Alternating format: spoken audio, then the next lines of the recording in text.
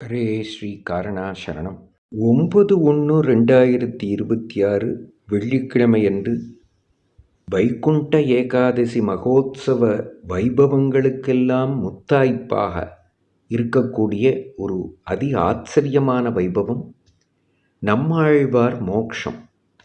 இந்த பிரகிருதி சம்பந்தமான உடலோடு, அதாவது நாம் எப்படி இருக்கோமோ அதே உடலோடு ஆழ்வாரை பெருமாள் தன் திருவடி வாரங்களிலே சேர்த்து கொண்ட அதி அற்புதமான வைபவம். யாருக்குமே கிடைக்காத ஓர் பாக்கியத்தை சுவாமி நம்மாழ்வார் பெற்றார். அதே உடலோடு, இதே உடலோடு அப்படியே ஸ்ரீவைகுண்டம் கிளம்பி சென்ற ஓர் ஆச்சரியமான வைபவம். அந்த வைபவம் நடக்கக்கூடிய நன்னாள்தான் 9/1/2026 வெள்ளிக்கிழமை அன்று.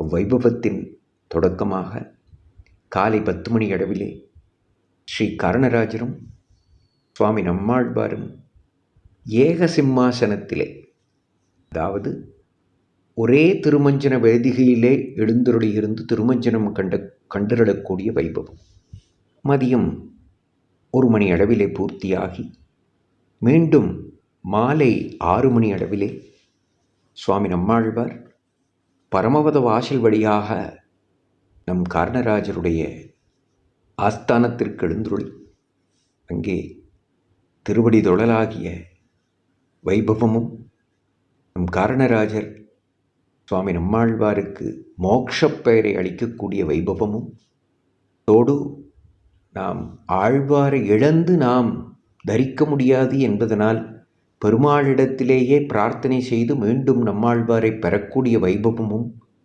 நடைபெற இருக்கிறது. இந்த அதிமுக்கியமான இந்த வைபவத்தையும் நாம் கூடியிருந்து உளர வேண்டும். அவசியம் அனைவரும் வாருங்கோள், சேவியுங்கோள்.